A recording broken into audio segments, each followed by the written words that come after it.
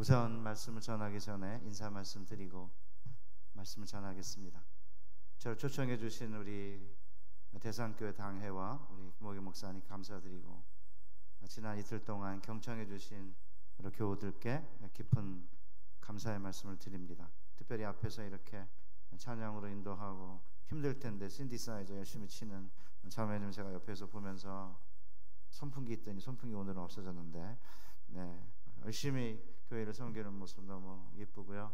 또 우리 교우들이 이렇게 아이들을 데리고 이렇게 예배에 참석한 모습을 보면서 이 아이들이 여러분의 미래의 그 삶의 행복이 되는 그런 복된 교회 되시기를 바랍니다. 제가 옛날에는 촌스럽다고 생각한 구호였는데 요새는 가슴에 와서 막 닿는 구호가 하나 있는데, 그게 뭐냐면 부모의 새벽기도 자녀의 평생 축복, 자녀의 새벽기도 부모의 노후 보장. 뒷부분이 굉장히 가슴에 와서 닿아요. 제가 나이가 들어보니까 자녀들이 열심히 새벽기도를 하면 부모의 노후가 보장되는데, 그렇게 되려면은 부모가 먼저 새벽기도를 통해 자녀의 평생 축복이 되는 그런 복된 교회 되시기를 바랍니다. 오늘날 우리 한국인들이 자본주의를 열심히 지지하다 보니까 우리의 아이들이 자본주의 전쟁터에서 출세의 전사로 양육을 받으면서 자본주의 외에는 또 다른 것을 꿈꿀 줄 모르는 그런 사회가 되었습니다. 그 오슬로 국립대 한국학 교수가 박노자인데요, 외국 사람인데 이름을 한국 이름으로 지었습니다. 한국에 와서 이제 공부를 하고 한국학을 가르치는 사람인데, 한국의 젊은이들을 자본주의 전쟁터에 던져진 출세의 전사라고 딱 꼬집어서 이야기를 했습니다. 무슨 말이냐면 2007년 어간에 한 10여 년 전에 조사인데요, 자본주의에 대한 지지율이 프랑스가 36%고요 유럽은 평균 자본주의에 대한 지지율이 50%입니다. 그런데 우리는 70%거든요. 그래서 이제 한국, 중국, 그 다음 미국, 이 세 나라를 박노자 씨는 자본주의 국가라고 말합니다. 그러면 이렇게 절대적으로 자본주의를 지지한 결과 무슨 일이 생겼냐 하면, 박노자 교수는 이렇게 말합니다. 직장을 못 구해 실업자가 된 한국 청년은 프랑스 청년에 비해 이 현실적 상황을 사회 문제가 아닌 개인의 무능력 탓으로 돌릴 확률이 훨씬 더 높다. 이미 중학교 때부터 살인적 경쟁에 노출된 한국 청년들에게는 타 지역의 젊은이와 비교하기 어려울 정도의 낙오에 대한 공포, 경쟁, 그리고 성공에 대한 집착이 내면화되어 있다. 그러니까 이제 우리 한국의 청년들이, 또 우리 한국인들이 자본주의에 대한 지나친 지지를 하다 보니까 결국은 경쟁하다가 낙오될 것에 대한 두려움이 커지고, 그러다 보니까 경쟁심이 굉장히 이제 많아지고 끝내는 성공을 하겠다는 집착이 너무 많게 되었다는 거죠. 그러다 보니까 이제 무슨 일이 생겼냐면 자살률이 높아졌다는 거죠. 한국의 20대 하시는 10대도 마찬가지, 10대, 20대, 30대의 사망률이 세계경제개발협력기구 OECD 국가 1위입니다. 그러니까 이제 이렇게 자살을 하는 이유가 뭐냐면 성공에 대한 집착 때문에 낙오에 대한 공포를 갖다 보니까 살고 싶은 게 아니죠. 죽음의 그림자가 짙게 드리워져 있으니까 그 다음에는 새로운 생명을 잉태하지 않아서 출산율이 최하위예요. 여러분이 아시겠지만 2015년 OECD 회원국 가운데 10명당 26.5명이 자살했습니다. OECD 평균이 12명인데 우리는 지금 26.5명이고요 10만 명당 하루에 40명이 자살합니다. 남자의 자살률이 여성의 자살률보다 2배가 높습니다. 그러니까 여자들은 웬만하면 자살 안 합니다. 남자들이 자살하죠. 출산율은 2015년이 1.25명인데 2016년 통계는 1.17명이에요. 그 그 후에 통계는 제가 조사했는데 잘 안 보여서 못했는데, 그러니까 이제 자본주의를 그렇게 강력하게 지지를 했는데 끝내 늘어나는 건 자살률이고 새로운 잉태가 줄어들면서 출산율이 최하위가 된 거죠. 제가 이제 학교를 다닐 때, 제가 이제 57년생이라고 그러지 않습니까?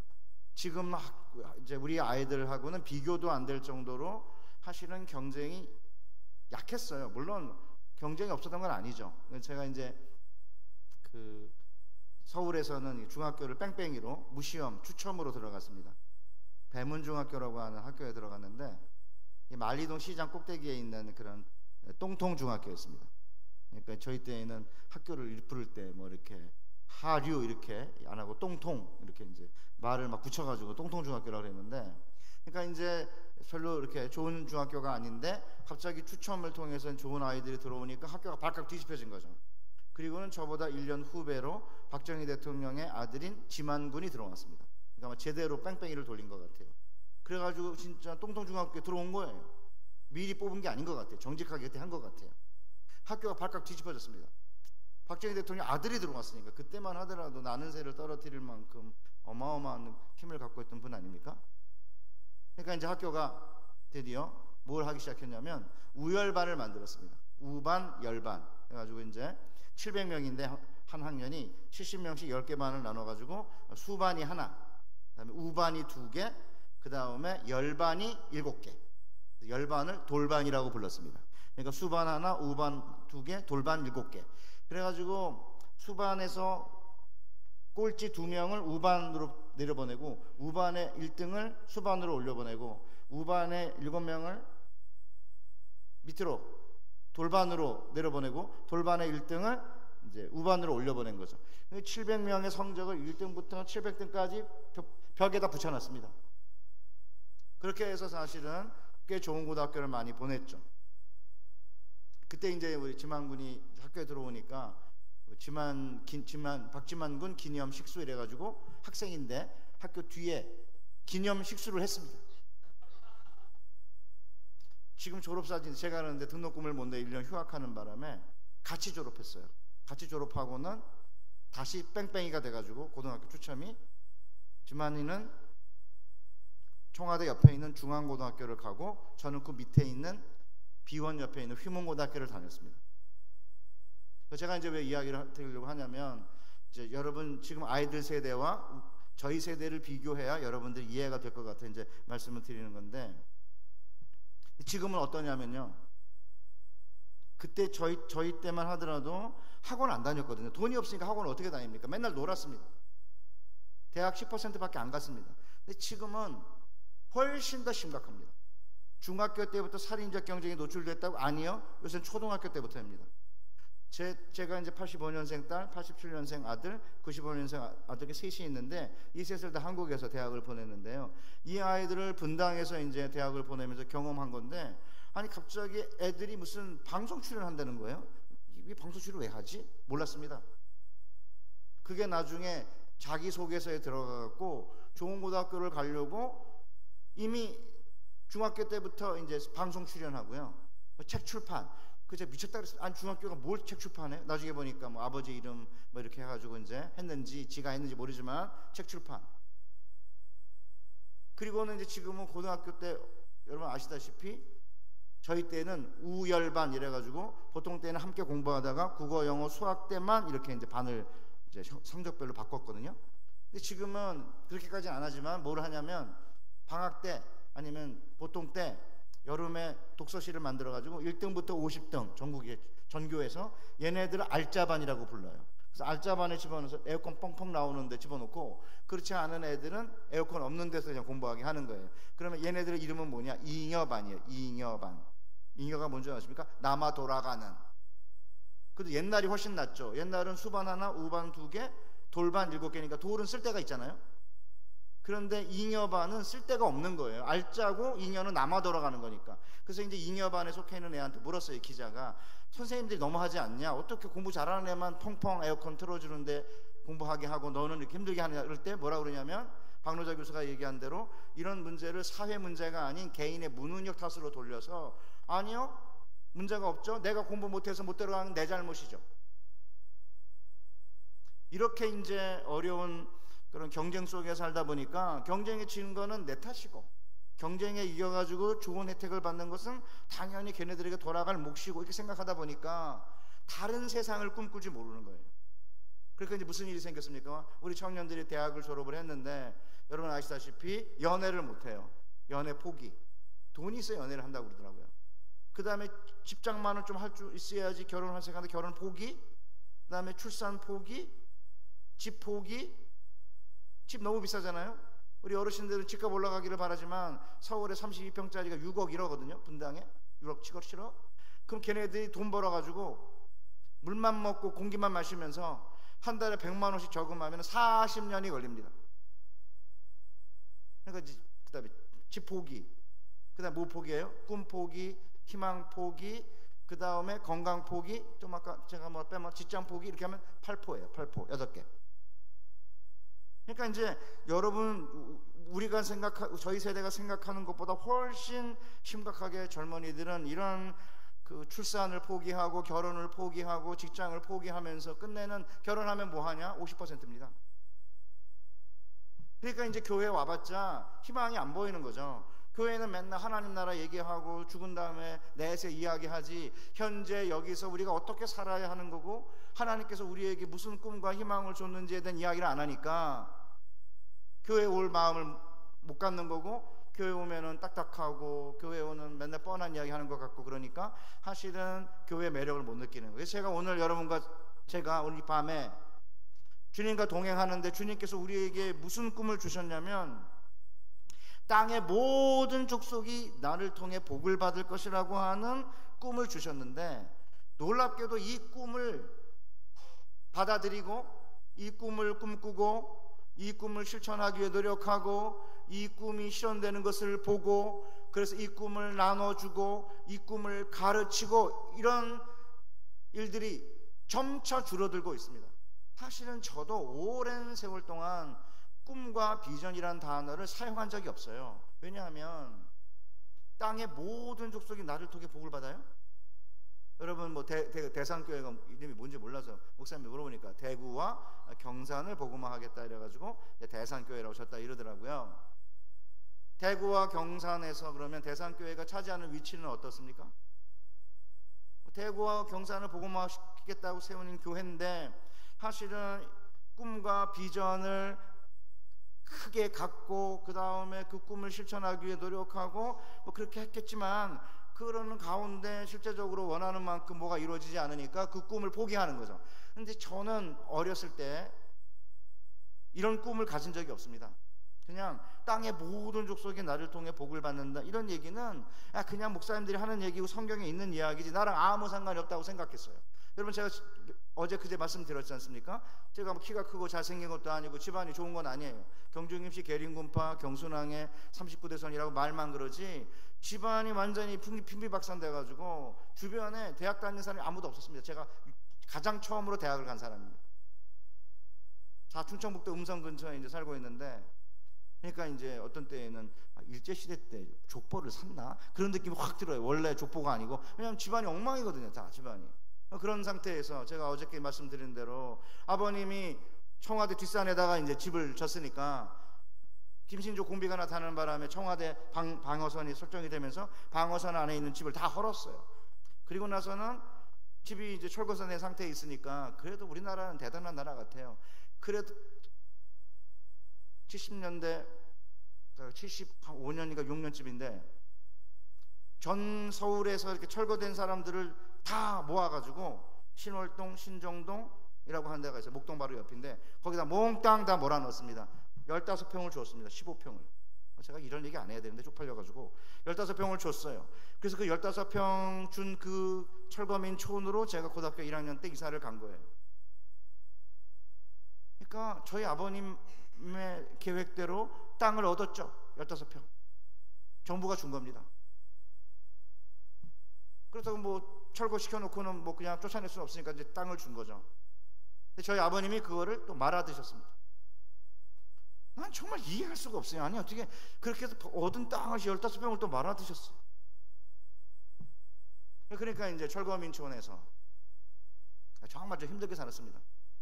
휘문고등학교는 광화문인데 거기는요 1시간 반을 가야 돼요. 버스를 타고.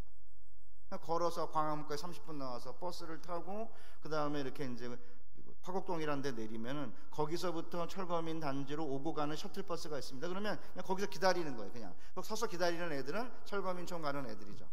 가장 예민한, 감수성이 예민한 고등학교 때 제가 3년을 그렇게 다녔습니다. 제가 이렇게 딱 이렇게 서가지고 뭐 교수라고 그러고 유학 갔다 왔다 그러니까 뭔가 집안이 좋은 것처럼 아닙니다. 저 어떻게 학교를 다니는지 모릅니다.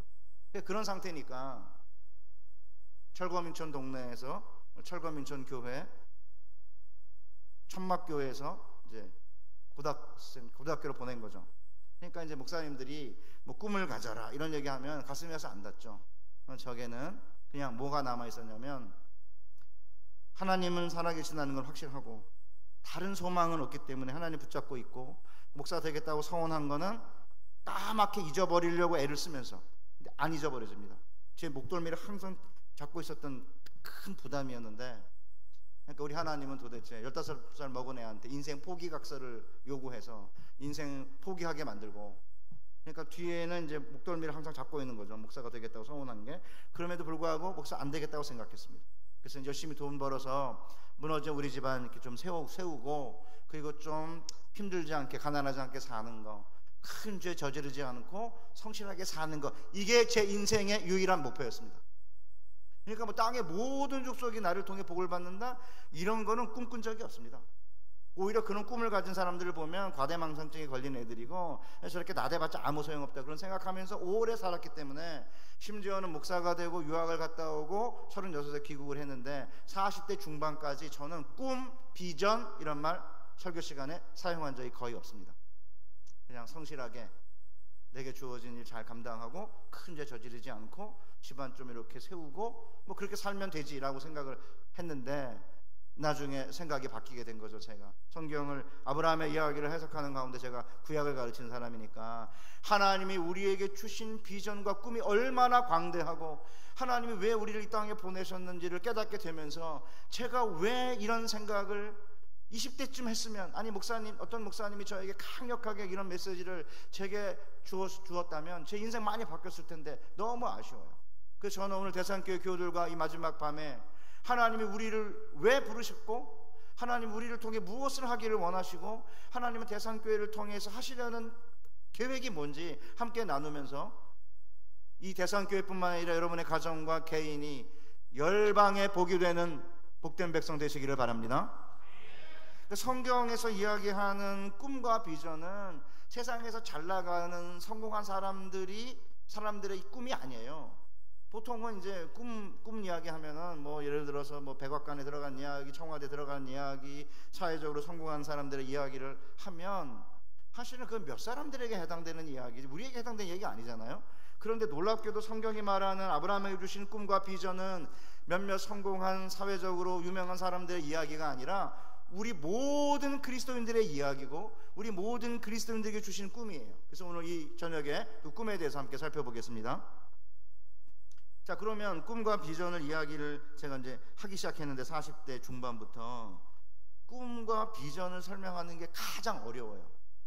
꿈과 비전만큼 많이 사용되는 단어가 없는데 꿈과 비전만큼 설명하기가 어려운 단어가 없거든요. 그래서 이제 어떻게 하면 꿈과 비전을 설명할까 애를 쓰다가 제가 책 한 권을 만났습니다. 그게 누구 책이냐면 칭찬은 고래도 춤추게 한다 라는 유명한 켄 블랜차드라는 그 사람이 쓴 책인데 그 켄 블랜차드가 비전으로 가슴을 뛰게 하라 이런 얇은 책을 하나 썼습니다. 그 책을 딱 읽는 순간에 저는 성경에서 이야기하는 비전과 꿈을 설명할 수 있는 개념적인 틀을 발견했습니다. 그래서 제가 한 10분 정도 켄 블랜차드가 이야기하는 비전과 꿈이 무엇인지 설명한 다음에 그것을 가져다가 우리 성경에 한번 맞춰보겠습니다. 켄 블랜차드는 비전이 뭐냐고 말하냐면 이렇게 말해요. 비전은 내가 누구이고 내가 사는 삶의 목적이 무엇이고 내가 왜 사는지 why, 이유 내가 왜 사는지를 아는 것이고 그 다음에 내가 어디로 가고 있으며 where예요. where, 어디로 미래의 청사진이 무엇인지 분명한 그림을 갖고 있으며 세 번째 무엇이 그 여정을 인도할지 어떻게 how 어떤 핵심 가치가 그 여정을 인도하지 않은 거다, 이렇게 정의했습니다. 어렵죠? 하나씩 설명해 보겠습니다. 첫째, 만약에 대산교회 비전이 있다, 나는 비전을 가지고 있다라고 말하려면 내가 왜 존재하는지, 내가 왜 사는지, 내 삶의 목적은 무엇인지 분명하게 알아야 된다는 겁니다. 대산교회가 왜 그러면 여기에 존재하는지, 왜 경산에 존재해야 하는지, 왜 대산교회는 지금 2019년에 한반도에 있어야 하는지에 대한 분명한 이유가 있어야 된다는 것입니다. 왜 사시죠? 사랑하는 대산교회 교회 여러분, 저의 부모님들은 왜 사냐? 죽지 못해 산다 이랬습니다. 여기 계신 우리 나이 많은 권사님들도 아마 비슷하게 죽지 못해 살지 이랬을 것 같아요. 저는 왜 사냐 이렇게 물으면, 부모님 왜 나를 낳으셨나요? 그 시각장애인 가수의 노래가 가슴을 후비고 들어왔습니다. 왜냐하면 제가 1년 휴학을 했는데다가 등록금을 못 내서 휴학하는 것만 해도 서러운데, 귀에 물이 들어가는데 중이염이 생겨서 끝내는 병원은커녕 약을 못 사 먹었거든요. 그러다가 오른쪽 청력을 완전히 상실했습니다. 제가 10년 동안 앓다가. 그러니까 이제 오랜 동안 중학교 휴학하고 이제 중이염 때문에 고생을 하면서 너무 힘드니까, 아니 부모님이 나한테 물어보고 야 우리 집 이런데 놔도 되겠냐 이렇게 물어본 것도 아니고, 나 보니까 찢어지게 가난한 집안인 거예요. 그래서 저는 부모님 왜 나를 낳으셨나 이런 그 노래 가사가 가슴을 좀 후비고 들어왔거든요. 여러분 왜 사시죠? 어떤 사람들 왜 사냐고 묻지? 이렇게 무슨 시의 어떤 한 소절을 인용해서 이야기하는 분도 계세요. 자, 그러면 대산교회는 왜 존재합니까? 여기에 존재하는 이유가 뭐죠? 켄 블랜차드는 이거를 설명을 하려고 월트 디즈니가 만든 디즈니 월드라는 테마파크 공원에 대해서 설명합니다. 월트 디즈니가 디즈니 월드를 만들 때 우리나라의 에버랜드처럼 이렇게 놀이공원을 만든 거예요. 그럼 놀이공원을 만든 이유가 뭐예요? 놀이공원의 존재 목적이 뭐죠? 디즈니 월드의 존재 목적이 뭐예요? 돈 버는 거 아닙니다. 사람을 행복하게 하는 거. 진짜 웃기죠? 놀이공원 하는 사람도 존재 목적이 굉장히 철학적이에요. 사람을 행복하게 하는 게 목적이래요. 자, 그러면 대산교회는 왜 존재하죠 여기에? 그에 대한 분명한 설명을 장로님들과 권사님과 안수 집사님 모든 교우들과 목사님이 공유를 해야 대산교회는 비전이 있다고 말할 수 있다는 거예요. 자, 그 다음 두 번째, 비전이 있으려면 뭐가 있어야 되냐면 어디로 가는지가 분명해야 된다는 거죠. 영어로 where, 어디. 그러면 이제 10년 후에는 나는 어떤 모습이면 좋을지, 20년 후, 30년 후, 40년 후, 50년 후, 100년 후, 이렇게. 저는 100년을 못 사니까. 대산교회도 마찬가지인 거죠. 대산교회도 10년은 어떤 모습이면 좋을지, 20년, 30년, 50년 후에 대산교회가 어떤 모습일지에 대한 분명한 그림과 청사진이 없으면 그건 비전이 없다는 거예요. 말만 비전이지 비전이 없는 거죠. 그러니까 사실은 놀랍게도 많은 교우들이 이제 결혼하고, 그럼 결혼하면 이제 애를 낳겠지. 애를 낳고 한 10년쯤 지나면은 애들이 이제 초등학교 가겠지. 그 다음에는 이제 아들, 딸 둘 낳으면 방은 2개는 있어야겠지. 10년 지나면 애들이 대학 졸업하겠지. 대학 졸업한 다음에 그러면 아들들에게는 집이라도 좀 마련해 줘야 될 텐데, 그럼 적금은 어떻게 다 계산하잖아요. 최소한. 근데 이상하게 교회는 그런 생각을 안 해요. 학교도 그런 생각 잘 안 합니다. 제가 있는 총신대학교도 총신대학교 10년, 30년, 50년, 100년 후에는 어떤 모습일지에 대한 그림이 약해요. 교회들도 마찬가지입니다. 그냥 굴러가는 대로 가는 거지. 그렇게 어른들이 많아지는데 젊은 30대, 40대랑 아이들이 없는 교회는 앞으로 어떻게 될 건가 이런 고민을 가지고 하시는 젊은 세대에 엄청난 많은 지원을 하고 그를 위해 기도하고 이렇게 해야지 교회가 젊어지면서 미래가 있는 건데, 그냥 애들이 오든 말든 상관하지 않고 우리끼리 좋으니까 라고 하면 비전이 없는 거 아닙니까? 자, 그러면 켄 블랜차드가 말하는 디즈니 월드의 미래 청사진이 뭔지 아세요? 진짜 재밌어요. 공원에 들어온 손님들의 입가에 띈 미소가 공원을 나갈 때까지 지속하게 만드는 거, 이게 걔네들의 미래 청사진이에요. 그러니까 아주 구체적이죠. 추상적이고 뜬구름 잡는 얘기가 아니고요. 입가에 띈 손님의 미소가 들어올 때부터 나갈 때까지 지속하게 만드는 게 걔네들의 청사진인 거죠. 여러분들의 미래는 어떠세요? 제가 60인데 앞으로만 20년을 산다면 저희 아버님이 84시고 어머님도 84시세요. 그러니까 제가 84까지 살 것 같아요.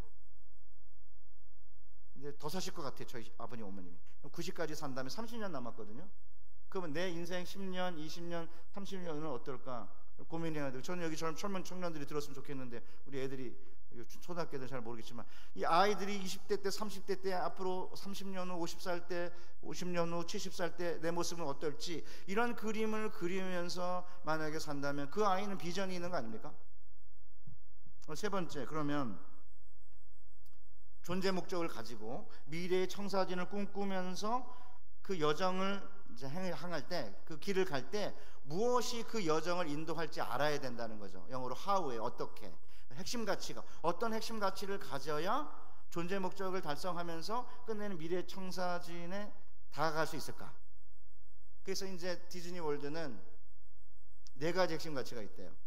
첫째가 안전, 둘째가 친절, 셋째가 공연, 넷째가 효율. 그러니까 안전이 가장 중요한 가치인데 두 번째가 친절이에요. 그러니까 이제 친절하게 이렇게 손님들을 대하다가 갑자기 악 하는 소리가 들리면 손님 죄송합니다, 비명소리 나는데 가봐야겠습니다라고 가야 된다는 거죠. 아, 저거는 바이킹 타다가 소리 지르는 걸 거야 이러고 아예 안 가면 안 된다는 거예요. 왜냐하면 안전이 제일 큰 가치니까. 친절보다 더 큰 가치. 세 번째가 뭐냐면 공연을 잘 하는 거예요. 네 번째는 그걸 효율성 있게 하는 거죠. 이 4개의 핵심 가치를 모든 직원들이 그들의 근무 수칙으로 수첩에 적어놓고 그걸 매일같이 반복적으로 학습하다 보면 끝내는 손님들이 입가에 띈 미소가 공원을 들어올 때부터 공원을 나갈 때까지 지속하게 만드는 미래의 청사진을 성취하면서 사람을 행복하게 만드는 디즈니 월드의 존재 목적을 달성할 수 있다는 거죠. 그러니까 이렇게 이 세상 사람들도 이렇게 뭐 하나를 테마파크 공원 같은 거 하나 만들면서 이런 걸 만들거든요. 그런데 예수 믿는 사람들이 하나님이 우리를 왜 부르셨고 왜 우리를 이 땅에 보내셨는지, 우리의 존재 이유는 뭔지, 우리는 지금 어디로 가고 있는 건지, 무엇이 그것을 인도할지 그걸 모르고 그냥 대강 살아간다고 한다면 하나님께서 우리를 땅에 보내신 존재 목적을 달성할 수 없는 거고, 하나님께서 우리를 통해 하고 싶은 일을 못 하시는 거고, 우리는 하나님과 함께 동역하면서 어마어마한 일을 할 수 있는데 땅의 모든 족속이 나를 통해 복을 받는다 생각해도 막 가슴이 이렇게 뛰는 그런 꿈인데, 오늘날 많은 그리스도인 이 꿈을 잃어버리고 세상에서 복 받는 것, 이게 전부인 거죠. 점차. 자, 그럼 이제 제가 이제 비전을 설명했잖아요. 캠브렌차드 가지고. 자, 그러면 이제 성경에다 한번 딱 대보겠습니다. 창세기 12장 1절부터 3절을 제가 한번 읽어보겠습니다. 동사가 3가지 형태가 나오니까 동사의 3가지 형태를 제가 구분하면서 한번 읽어보겠습니다. 너는 너의 고향과 친척과 아버지의 집을 떠나, 동사가 아니에요. 떠나라는 동사는 없습니다. 아버지 집으로부터 내가 내게 보여줄 땅으로 가라. 이게 명령형이에요. 동사만 이야기하는 겁니다. 두 번째, 그러면 내가 너로 큰 민족을 이루게 할 것이며, 미완료형이에요. 미래에 일어날 일이에요. 내가 내게 복을 줄 것이다. 세 번째, 내가 내 이름을 창대하게 할 것이다. 이 미완료형이에요. 그 다음, 너는 복이 되라. 명령형이에요. 그리고 나서 내가 너를 축복하는 자를 축복할 것이고, 미완료형이에요. 내가 너를 저주하는 자를 저주할 것이다. 미완료형이에요. 그리고 마지막에 땅의 모든 족속이 너를 통해 너로 말미암아 복을 얻을 것이니라. 이게 완료형이에요. 자, 그러면 이제 좀 어렵죠? 설명해 드리겠습니다. 이제. 자, 그러면 왜 이렇게 하나님께서 아브라함을 부르실 때 주신 약속 가운데 왜 동사 형태가 이렇게 3가지가 있냐 하면, 첫째는 뭐냐면 명령형이에요. 본토 친척 아버지 집으로부터 내가 내게 보여주는 땅으로 가라. 그리고 거기서 복이 되라. 2개. 가라, 복이 되라. 이 명령형이 제가 보기에는 우리의 존재 목적이에요. 우리가 왜 살죠? 하나님이 가라는 곳에 가서 거기서 복이 되는 거예요. 그러니까 사랑하는 대산교회 교회 여러분, 제가 여러분에게 묻겠습니다. 속으로 대답하시면 됩니다. 대산교회 목사님은 대산교회 교우들에게 복입니까?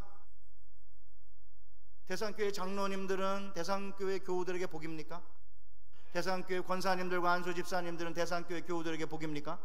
대산교회 교우들은 대산교회 중직자들과 목사님들에게 복입니까? 대산교회에 있는 이 지역의 복입니까? 만약에 하나님께서 내게 복을 주셨으면은 내가 그냥 하나님부터 복을 받는 게 그게 목적이 아니고, 하나님은 우리를 본토 친척 아버지 집으로부터 불러내서 하나님이 가라는 곳에 가서 거기서 복이 되는 거예요. 그런데 세상에 가서 복이 되려는데 세상에 나가서 오히려 세상으로부터 복을 못 받아 안달인 거죠. 전 이게 얼마나 심각한 역전인지, 하나님은 세상으로부터 우리를 불러내서 하나님이 가라는 곳에 본토 친척 아버지 집에만 복이 되는 삶을 살지 말고 거기서 나와가지고 하나님이 가라는 곳에 가서 거기서 복이 되라는 거죠. 자기 대산교회는 원래 여기가 본토가 아니잖아요.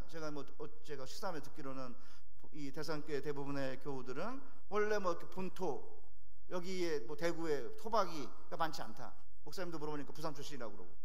그럼 본토 친척 아버지 혈연 지연 학연으로 엮여있는 공동체가 아니고 무슨 이유인지 모르지만 현재 대산교회를 다니고 있다면 여러분이 현재 있는 곳에서 복이 되라 이거죠. 여러분이 현재 어떤 직장, 어떤 학교, 어떤 상태에 있는지 모르지만, 어떤 사업을 하시는지 모르지만 현재 내가 있는 직장, 내가 다니는 학교, 내가 하는 일터, 거기가 내가 복이 되어야 되는 장소 아닙니까? 자, 그러면 왜 그러면 하나님이 본토 친척 아버지 집으로부터 나오라고 그래요? 이게 제일 중요한 대목인데 많은 분들이 이 대목을 중요하게 여기지 않는데요. 왜냐하면 여러분 잘 보세요. 여러분 주위에 있는 사람들의 삶을 이렇게 보면 어떤 인간들은요, 복이 아니라 재앙이에요. 부모에게 복이 아니고 재앙인 자녀, 그렇죠? 어떤 집은 자녀들에게 재앙인 부모, 어떤 가정은 형제 자매에게 복이 아니고 재앙인 형제 자매도 있지 않습니까? 어떤 교우들은, 죄송합니다, 여기는 없겠지만 교회 복이 아니고 재앙인 거예요. 그러니까 이렇게 그런 사람은 그렇게 많지 않다고 생각해요, 대부분은. 근데 아주 잘 나가는 사람들, 성공했다고 하는 사람들, 그리고 또 대부분의 많은 사람들의 삶을 이렇게 들여다보면 기껏해야 잘 나가는 사람도 본토, 자기 지역, 친척, 혈연, 아버지, 자기 집에만 복인 거죠. 좋은 대학을 나오고 좋은 직장을 다니고 돈을 많이 벌고 사회적으로 정말 유명하고 성공한 사람들도 보면 기껏해야 본토, 친척, 아버지 집에만 복인 거예요. 하나님은 그거 원하는 게 아닙니다. 본토 친척 아버지 집에만 복되는 삶 살지 말고 거기서부터 나와가지고 하나님이 어디를 가라고 하든지 거기 가서 복이 되라 이거죠. 그러니까 하나님께서 가라는 곳에 가서 거기서 복이 되면 무슨 일이 생겨요? 땅의 모든 족속이 나를 통해 복을 받게 되는 어마어마한 꿈이 이루어지는 건데, 기껏해야 본토 친척 아버지 집에만 복되는 삶을 살고 있으니까 지금 한국 사회가 이 모양이 된 거죠. 왜냐하면 여러분이 아시다시피 본토 친척 아버지 집에만 복되는 삶을 살면 안 된다고 하나님께서 말씀하신 거예요. 한번 예를 들어보겠습니다. 좀 약간 어려운데 조금만 더 따라오시면 돼요. 자, 그러면 왜 본토 친척 아버지 집에서부터 나와야 되냐면, 본토 친척 아버지 집에만 남아 있으면요, 기껏해야 본토 친척 아버지 집에만 복되는 삶으로 끝나요. 아무리 탁월하고 아무리 명성이 있고 아무리 돈이 많고 아무리 성공해도 기껏해 본토 친척 아버지 집에만 복되는 삶 아닙니까? 이것이 이 세상 사람들도 그렇게 살면 안 된다고 생각해요. 그게 무슨 말이냐면, 미국의 하버드 대학 교수 가운데 유명한 마이클 샌들이라는 학자가 있습니다. 이 사람이 정의란 무엇인가라는 책을 썼습니다. 10년 만에 우리나라에서 100만 부가 팔렸습니다. 미국에서는 10만 부밖에 안 팔렸는데 우리 한국 사회에 어마어마한 열풍을 불러일으켰어요. 정의가 도대체 뭐냐? 저도 샀습니다. 읽었는데 재미가 하나도 없는 거예요. 왜냐하면 정답을 이야기 안 하고요, 이게 맞을 수도 있고 저게 맞을 수 있다. 계속 처음부터 끝까지 이게 맞을 수도 있고 저게 맞을 수도 있다 이래가지고 읽다가 내똥댕이 쳤습니다, 제가. 그러니까 100만 부를 샀어도, 100만 명이 샀어도 우리 한국도 아마 10만 명도 안 읽었을 것 같아요. 한 10,000명 정도 읽었을 것 같아요.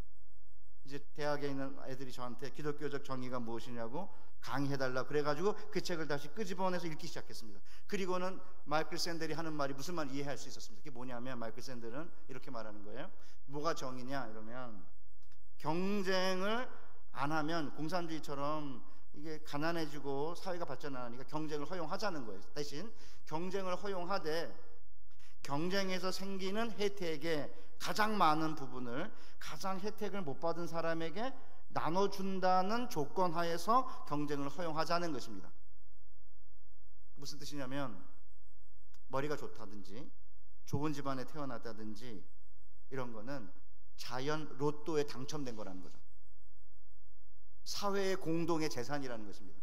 그러니까 머리가 좋고 좋은 집안에 태어나서 공부할 수 있는 여건이 있어서 또 열심히 공부해가지고 좋은 대학에 갔는데 그러면 그 열매를 따먹으면 되지, 왜 그게 문제냐 이러는데, 마이클 샌델은 태어나는데 머리가 좋고 좋은 집안인 거는 자연 로또에 당첨된 거고, 또 그런 그 좋은 집안도 마찬가지고 좋은 집안의 분위기도 마찬가지고 이게 자연 로또에 당첨된 거니까 또 사회의 공동의 재산이니까 사회로 돌려야 된다는 거예요. 예를 들어 뭐 좋은 대학으로 쳐봐요. 그러면 서울대학으로 하겠습니다. 서울대학 나오시면 오해하시지 마시고요. 서울대학뿐만 아니라 모든 대학을 국립대학으로 만들고 등록금을 싸게 하고 좋은 교수를 다 배치하면 서울대학 안 가려고 그럴 거 아닙니까? 그런데 서울대학을 숫자를 줄였어요. 입학생을. 등록금 반밖에 안 받아요. 교수들은 제일 좋아요. 그러면 거기 가고 싶지 않겠습니까? 그러니까 사회가 줄인 거예요. 이렇게. 의사도 마찬가지고 변호사도 숫자를 줄였습니다. 그러니까 숫자를 사회가 줄인 거죠. 사회가 줄여놨기 때문에 거기를 나온 사람들은 내가 머리 좋고 공부 열심히 해서 내가 노력해서 딴 건데 왜 그러냐 이렇게 하지 말고 그거를 사회에 돌리라는 거죠. 사회에 돌리면은 그러면은 사회가 그렇게 좁혔기 때문에 그 혜택을 받았으니까 사회로 돌려야 된다. 이게 마이클 샌델의 정의란 무엇인가의 가장 중요한 핵심이에요. 그런데 성경은 이보다 더 어마어마한 얘기를 하고 있는 거 아닙니까?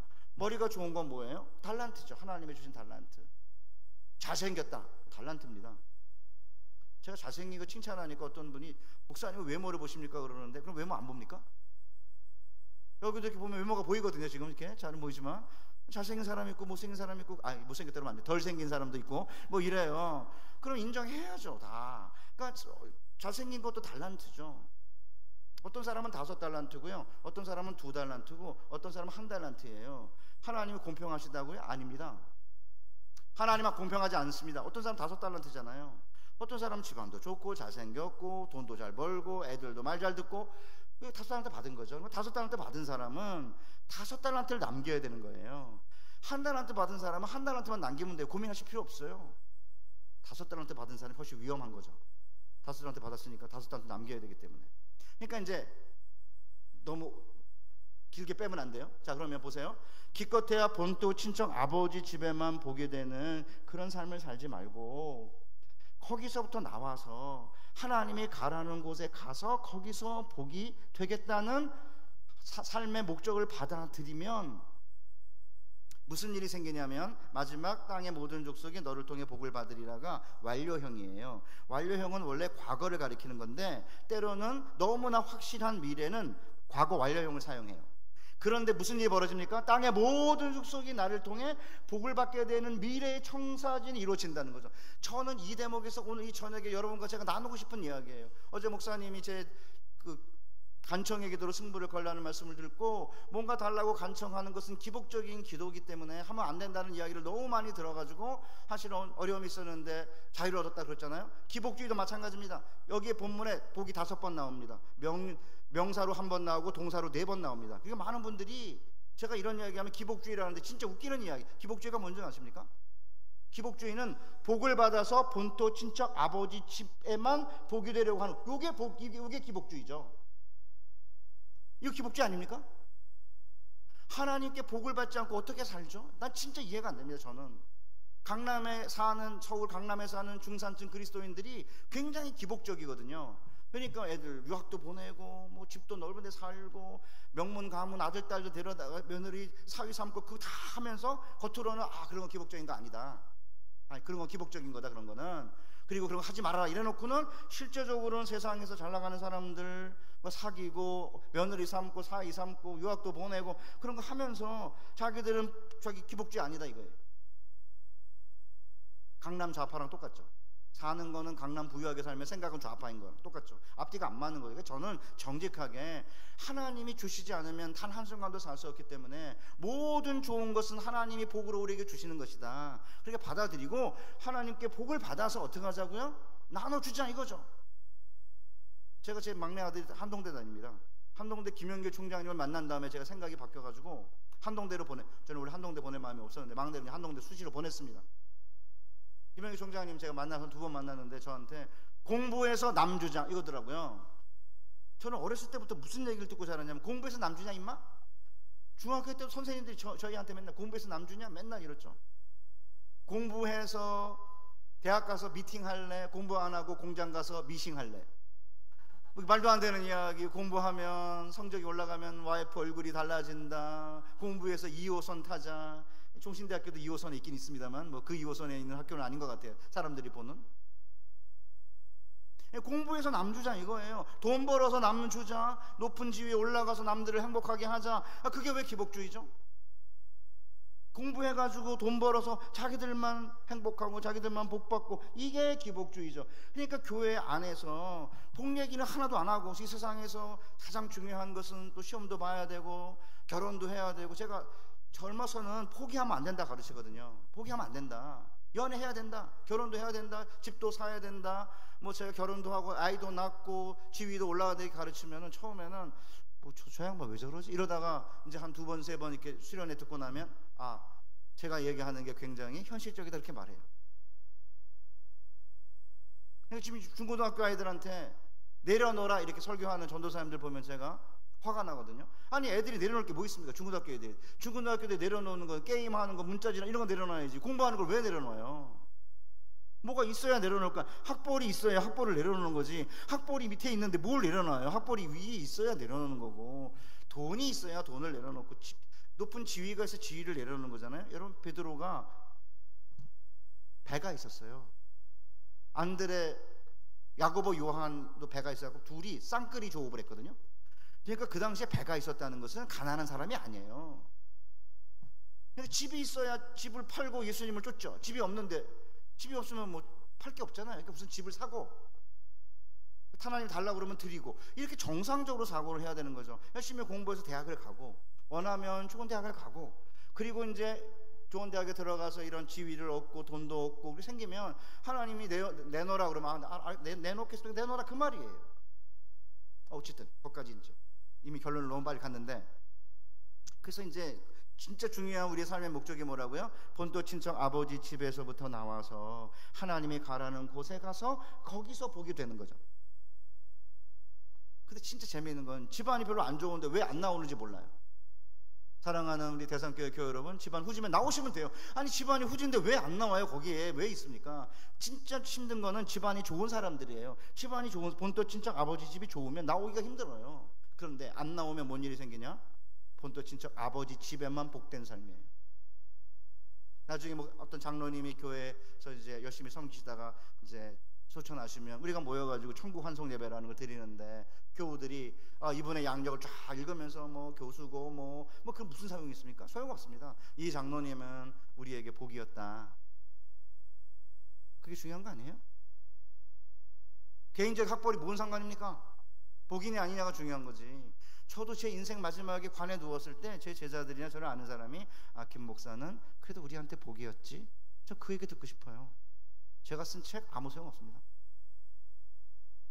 자, 그러면 여러분이 현재 있는 곳에서 복이신가? 한번 질문을 던져보세요. 제가 이제 신대원이라고 목회자 후보생을 가르치다가 우리 그 보스한테 미움을 받아가지고 개학 일주일 전에 대학으로 발령을 받았어요. 7년 전에. 대학은 19살, 20살 애들한테 가서 구약개요, 뭐 구약의 쉬운 거 이런 거 가르치는 겁니다. 저는 신학대원에서 이제 목회자 후보생 가르치는 게 이제 저의 행복인데, 그러니까 사람들이 귀양 갔다, 좌천됐다, 뭐 미움 당한 거다, 뭐 이러는 거예요. 저도 사실은 신대에서 가르치는 게 중요한 저의 어떤 기쁨이지만, 제가 이제 뭘 가르쳤습니까? 본토 친척 아버지 집에서 나와서 내가 내게 보여주는 땅으로 가서 거기서 복이 되라. 제가 잘못해서 거기 갔든, 제가 미운 짓 해서 갔든, 저 사람이 이상하게 나를 미워서 보냈든 뭐 상관없어요. 현재 내가 있는 곳에서 복이냐 이거죠. 그래서 이제 어느 날 베드로에게 뭐라고 말씀했습니까? 예수님이, 내가 젊어서는 네 맘대로 띠띠고 네가 원하는 대로 다녔지만 나이 들어서서는 내가 팔 벌리고 남이 내게 띠띠워 내가 원하지 않는 곳으로 데려가리라. 그러니까 문제는 뭐냐면, 내가 원하는 걸 하는 게 아니에요. 나이가 들면, 신앙이 높아지면, 목사가 되고 장로가 되고 권사 안수집사가 되면 내가 원하는 걸 하는 게 아니라 남들이 원하는 걸 하는 거죠. 목사님 이거 해주세요. 그럼 하는 겁니다. 장로님 이거 해주세요. 그거 하는 거 아닙니까? 그래서 이제 학생들이 물어봤습니다. 야, 내가 여러분에게 복이에요? 이렇게 했더니 우리 학교 애들 착해요. 여러분 순상물, 네 재앙입니다 이렇게 안 하고 네 복입니다 이러더라고요. 진짜 감사했어요. 제가 재앙이라고 그럴까 봐 걱정했는데, 저희 집에 이제 사위 녀석이 공보의가 됐어요. 군대를 안 갔다 오고 이제 의사가 되는 바람에, 그래서 이제 지가 공보의로 가야 되니까 이제 추첨을 해야 되잖아요. 딸내미는 서울에 있는데 결혼한 지 신혼 이제 한 2개월도 안 됐는데 지가 뽑았어요. 그래서 지 손으로 전라남도를 뽑더니 기어코 완도를 뽑았어요. 저 끝에 있는 완도를. 그러니까 얘가 이제 고민이 많아진 거예요. 그래서 어느 날 아버님 전화해가지고, 아버님 제가 완도를 가게 된 데에는 하나님의 깊으신 뜻이 있겠죠? 제가 그랬습니다. 네가 뽑았잖아. 하나님이 뽑았냐? 네가 네 손으로 뽑았잖아 거기를. 하나님의 뜻은 네가 어디를 가냐 있는 게 아니라 내가 어디를 가든지 거기서 복이 되는 거야. 아, 그런가요? 알겠습니다. 그리고 받아들였는데 진짜 알았는지 몰랐는지 모르지만 3년 잘 마쳤습니다. 완도 갔다 신안군 섬에 갔다가 이제 안산으로 와가지고 이제 공부에 마친 지 한 2년 지났는데요. 사랑하는 우리 대산교회 여러분, 내가 현재 있는 곳이 사실은 거기서 복이 되라고 하나님이 보내신 것이니까, 거기서 알바를 하든 거기서 사장 눈치 보면서 사장 좋은 일만 하든 내게는 도움이 안 되는 것처럼 보이지만 끝내는 나를 통해 하나님께서 복이 되라고 부르신 곳이라면 거기서 복이 되는 이 소명을 받아들일 때 놀랍게도 하나님께서는 다 하신다는 거예요. 그래서 가운데 미완료형으로 동사가 4번 나옵니다. 다시 5번이죠. 엄밀하게 말하면 뭐라고 되어 있어요? 내가 너로 큰 민족을 이루게 할 것이고, 그 다음 내가 너를 복줄 것이고, 내가 내 이름을 창대케 할 것이고, 내가 너를 복주는 자를 복줄 것이고, 내가 너를 저주하는 자를 저주하리라. 저는 이 말씀을 들으면 막 가슴이 터질 것 같아요. 사실은 본토 친척 아버지 집 별로 후지고 안 좋지만, 아니 설령 좋다 하더라도 기껏해야 본토 친척 아버지 집에만 복된 삶이 아니라 하나님이 가라는 곳에 가서 거기서 복이 되라는 소명을 받아들이고 땅의 모든 족속이 나를 통해 복을 받게 될 것이라는 미래의 청사진을 꿈꾸면서 한 발자국씩 가나안 땅을 향해 순례의 길을 걸었던 아브라함에게 하나님이 주어로 5번 강조하세요. 내가 너를 큰 민족 이루게 해줄 거다. 내가 너를 복줄 거다. 내가 내 이름을 창대케 해줄 거다. 내가 너를 복주는 자를 복주고 내가 너를 저주하는 자를 저주할 거다. 다 하나님이 하신다는 거죠. 그러니까 중간에 how, 어떻게, 하나님이 다 하신다는 거죠. 저는 정말 이거를 더 일찍 깨달았으면 훨씬 더 하나님을 행복하게 섬길 수 있었을 것 같아요. 돌아보면 등록금 못 내려 휴학했던 애가 오른쪽 귓병 때문에 사실은 약도 못 쓰고 오른쪽 청력을 상실했던 애가, 여러분 저를 보시다시피 고등학교, 중학교 때 복학하고 고등학교를 졸업하고 대학을 졸업하고 신대학을 졸업하고 미국에 3년, 2년, 네덜란드에 3년 반 이렇게 마치고 돌아온 거죠. 제 자신 이렇게 돌아봐도 철거민촌에서 철거 천막교회에서 예배를 드리고 제가 전도사 생활을 했거든요. 천막교회에서. 천막교회니까 목사님이 야, 다른 데서 전도사 오면 뭐하냐, 네가 해라 이래가지고 대학교 2학년 때부터 전도사를 시작했습니다. 천막교회니까 사차집사님이 있을 수가 없죠. 여러분, 천막교회가 사차집사가 있겠습니까? 천막에 뭘 사차집사님 왜 필요합니까? 그러니까 이제 사차집사님이 안 계셨어요. 그러니까 목사님이 방학 때 나보고 교회 와서 지키라는 거예요. 밤에 마이크랑 앰프 이런 거를. 그러니까 군용 천막이니까 엄청 덥거든요, 여름에. 그럼 뚫뚫뚫 말아가지고 바람 통하게 한 다음에 볼대에다가 이제 선풍기 몇 개 달려있는 게 전부인데, 거기 가서 제가 밤에 앰프랑 마이크 지켰습니다. 그때는 70년, 79년, 80년, 81년, 지금부터 한 30 몇 년 전인데, 그때에는 목사님 뭐 이런 걸 다 시켜? 그런 질문 한 적 없습니다. 그때는 하나님 같아, 목사님이 하나님과 비슷하게 보였기 때문에 그런 질문 못 던졌어요. 요새는 목사님 옆집 아저씨 같이 보여가지고 뭐 대들기도 하고 그러지만, 그때만 하더라도 그냥 목사님이 해라 그러면 그냥 하는 거지 무슨 질문을 하거나 의의를 제기할 게 없었어요. 그리고는 그때 그러면서도 한편으로는 도대체 왜 내가 이렇게 밤에 천막에서 왜 이거를 지켜야 될까? 뭐 그런 생각 슬쩍 몇 번 한 적은 있어요. 혼자 있기 싫어가지고 청년 백수 한 명 꼬셔가지고 같이 있으면서 고등학교 졸업하고 대학을 안 다니는데 대학 가야 된다고 우겨가지고 전문 대학을 가서 지금은 이제 건축 일을 하고 있습니다. 제가 무슨 말씀 드리려고 하는 거예요?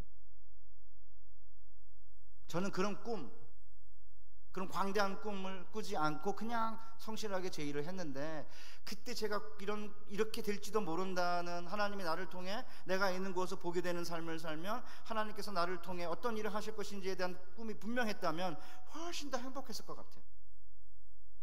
천막교회든 뭐 천막교회니까요, 이렇게 여름에 이렇게 여름 성경학교 하면 온몸이 다 젖어요. 넥타이의 반이 흥건하게 졌습니다. 더워가지고.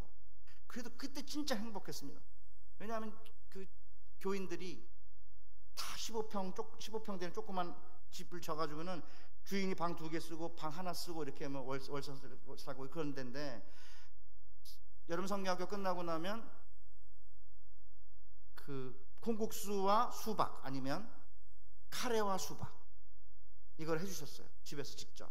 제 아내는 좀 큰 교회를 다녀가지고 통닭을 먹었다는데, 저희는 통닭을 먹은 적은 없고 항상 콩국수하고 카레하고 수박밖에 없었는데, 저는 그때가 제일 행복했던 것 같아요. 교우들이 그 조그만 방에 그냥 그 교사들 대접한답시고 그 뻔뻔 흘리면서, 에어컨이 어디 있습니까? 선풍기가 다 했는데 방에 들어가면 한 10몇 명 들어가면 앉을 데도 없는 곳에 앉아가지고 그것을 먹게 해줬던 그 권사님들, 집사님들 제가 잊을 수가 없습니다.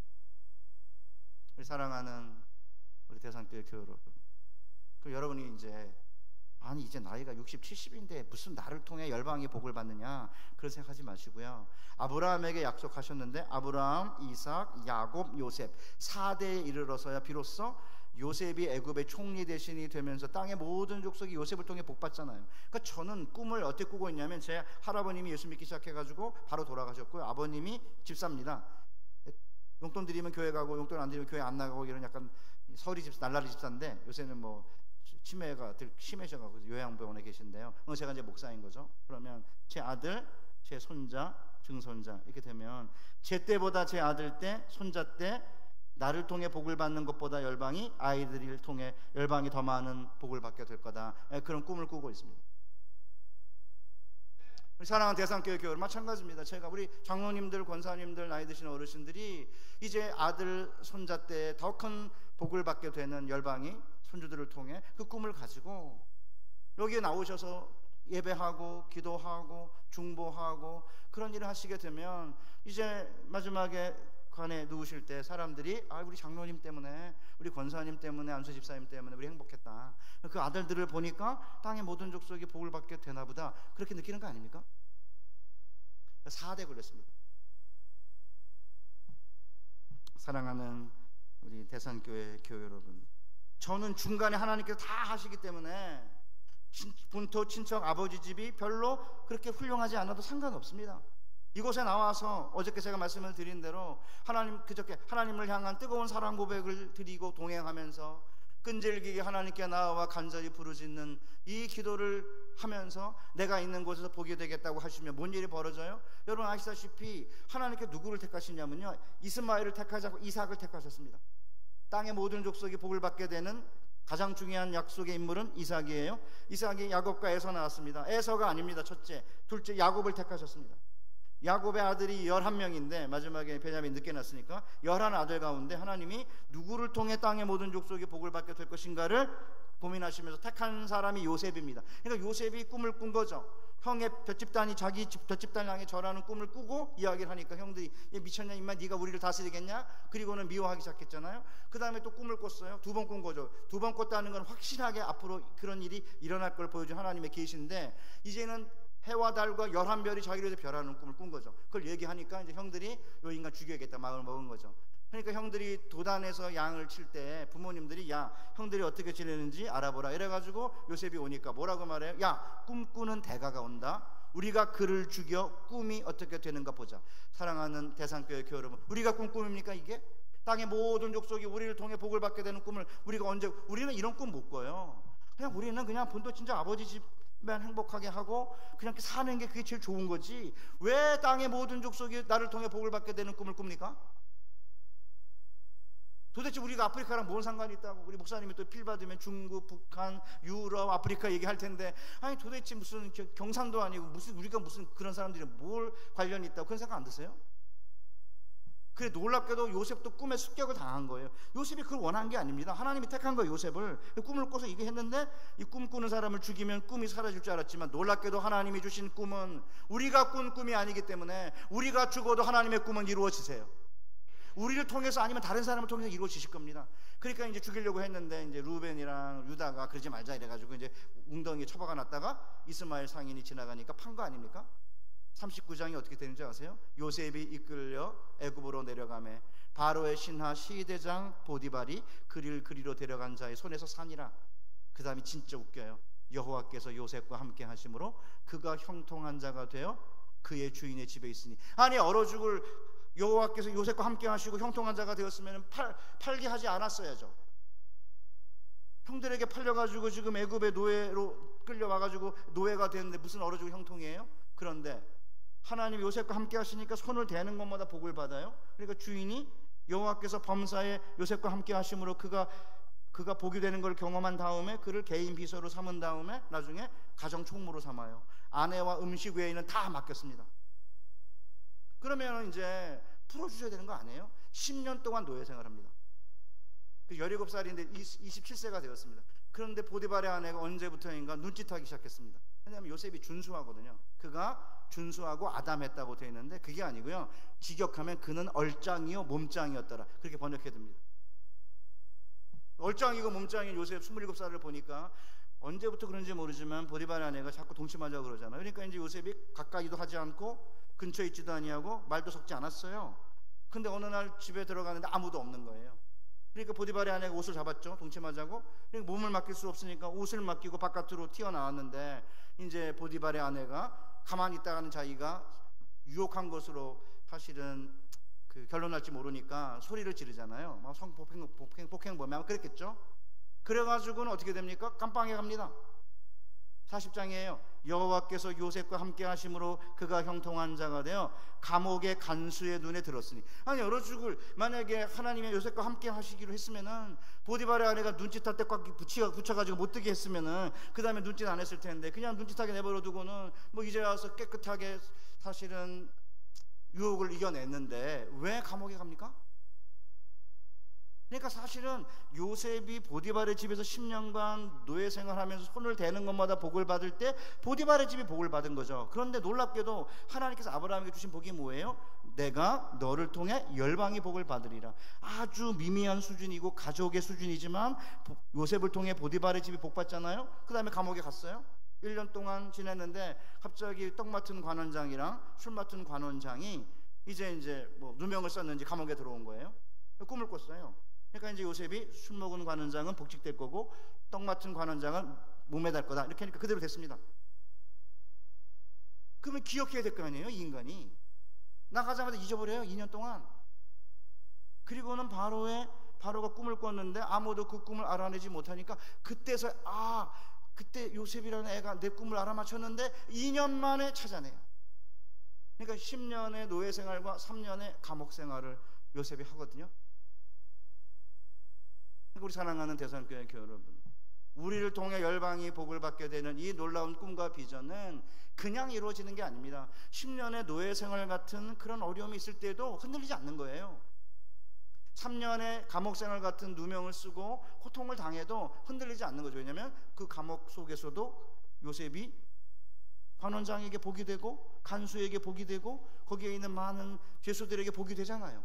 그래서 저는 여러분과 제가 세상에 나가서 복 받으려고 그러지 말고 하나님이 가라는 곳에 가서 내가 복이 되겠다라고 하는 꿈을 가지고 오늘도 우리에게 맡겨진 일을 힘들지만 잘 감당해내면 하나님께서 우리로 어떻게 다시 한번 큰 민족을 이루게 해주실 거고 우리를 복 주실 것이고 우리 이름을 창대케 해주실 것이고 뭐 높은 간직을 그 말이 아니에요.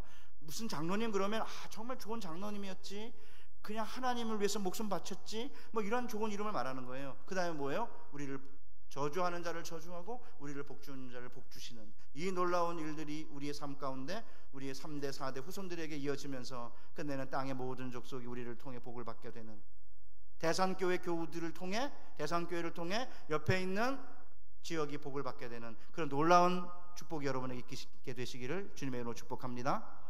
그럼 딱 몇 가지 행동 강령만 말씀하고 마치겠습니다.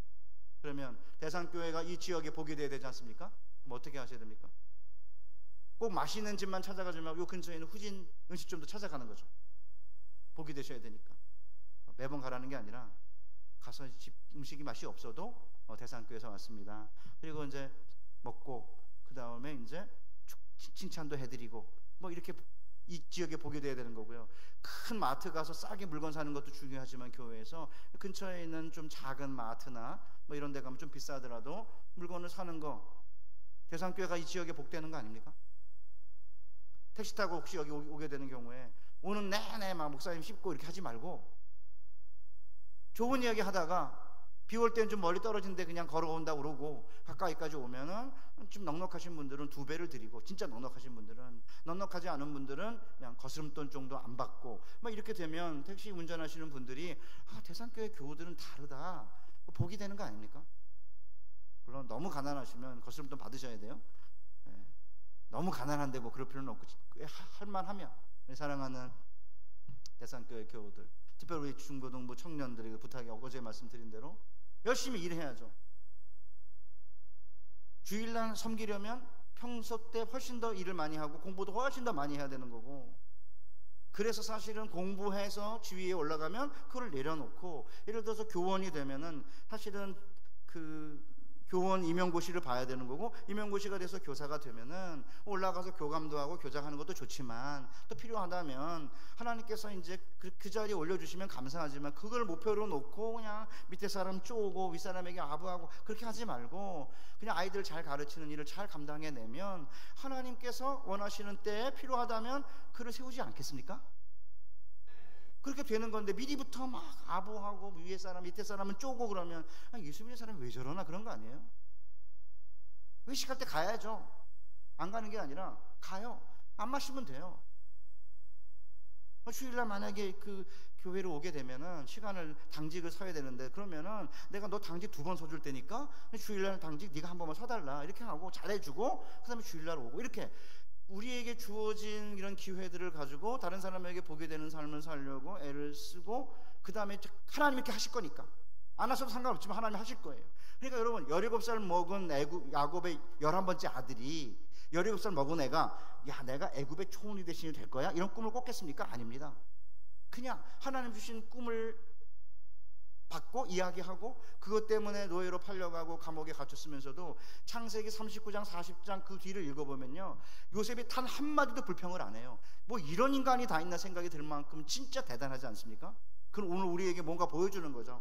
힘들고 어렵더라도 우리 옛날 권사님들, 장로님들 그러셨던 것처럼 교회에 나와서 무릎 꿇고 기도하고 눈물 흘리며 교회를 위해, 주님을 위해서 일을 하면 하나님께서 자녀들을 키워주시고, 자녀들을 높은 자리에 올려주시고, 자녀들에게 재물을 주시고 그러는 거 아닙니까? 그래서 대산교회가 이런 꿈을 가지고 2019년에 꿈을 꾸고, 그 다음에 꿈을 어떻게 해요? 이루기 위해 애를 쓰고, 그 꿈을 맛보고, 그 꿈을 나눠주고, 그 꿈을 가르치고, 그 꿈을 사람들에게 알려서, 이런 꿈을 가지고 모든 사람들이 하나님을 섬기는 복된 교회 되시기를 주님의 이름으로 축복합니다. 감사합니다.